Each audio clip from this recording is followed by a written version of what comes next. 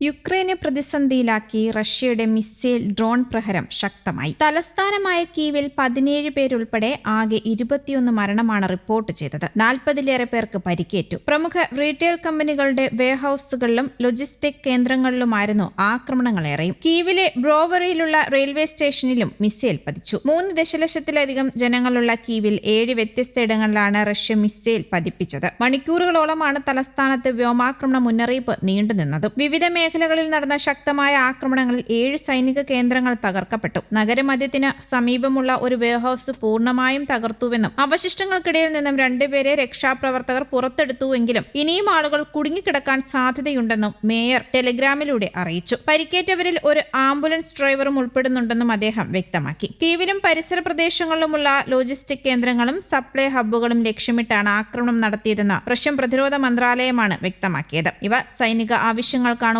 ഉപയോഗിക്കുന്നതെന്നും Russia ആരോപിക്കുന്നു. ആക്രമണത്തെ തുടർന്ന് വെയർഹൌസുകളിലും സ്റ്റോറേജ് ഏരിയകളിലും തീപിടുത്തമുണ്ടായതായും മേയർ അറിയിച്ചു. നഗരപ്രാന്ത പ്രദേശത്ത് വലിയ തീപിടുത്തമുണ്ടായതായും വീണുകിടക്കുന്ന മിസൈലിന്റെ അവശിഷ്ടങ്ങൾ ഒരു റെസിഡൻഷ്യൽ കെട്ടിടത്തിന് സമീപം കണ്ടെത്തിയതായും അദ്ദേഹം കൂട്ടിച്ചേർത്തു. കൂടാതെ ആക്രമണത്തെ തുടർന്ന് അമോണിയ ചോർച്ചയുണ്ടായെങ്കിലും അടിയന്തര സേവന വിഭാഗം അത് ഉടൻ പരിഹരിച്ചതായി കീവ് മിലിറ്ററി അഡ്മിനിസ്ട്രേഷനും വ്യക്തമാക്കി. നഗരത്തിലുടനീളം ശക്തമായ സ്ഫോടന ശബ്ദങ്ങൾ കേട്ടതായി മാധ്യമപ്രവർത്തകരും സ്ഥിരീകരിച്ചിട്ടുണ്ട്. ആക്രമണത്തെ പ്രതിരോധിക്കാൻ വ്യോമ പ്രതിരോധ യൂണിറ്റുകൾ സജീവവുമായിരുന്നു. പേട്രിയറ്റ് വ്യോമ പ്രതിരോധ സംവിധാനം ഉണ്ടായിരുന്നുവെങ്കിൽ മരണവും നാശനഷ്ടവും ഒഴിവാക്കാമായിരുന്നുവെന്ന് യുക്രൈൻ പ്രസിഡന്റ് വ്ളോഡിമിർ സെലൻസ്കി പറഞ്ഞു. റഷ്യക്കെതിരെ പോരാടാൻ US ഉൾപ്പെടെ സഖ്യരാഷ്ട്രങ്ങൾ യുക്രൈന് ആയുധ സഹായം നൽകുന്നത് ഗണ്യമായി കുറഞ്ഞിരിക്കെയാണ് സെലൻസ്കി ഇക്കാര്യം എടുത്തു പറഞ്ഞത്. റഷ്യ അയച്ച 115 ഡ്രോണുകളിൽ 90% തകർക്കാൻ കഴിഞ്ഞെങ്കിലും 24 ബലിസ്റ്റിക് മിസൈലുകളിലും 4 ക്രൂസ് മിസൈലുകളിലും ഒന്നിനെ പോലും തൊടാനായില്ല. റഷ്യയുടെ ബലിസ്റ്റിക് മിസൈലുകളെ തകർക്കാൻ യുക്രൈൻ പ്രയോജനപ്പെടുത്തിയിരുന്നത്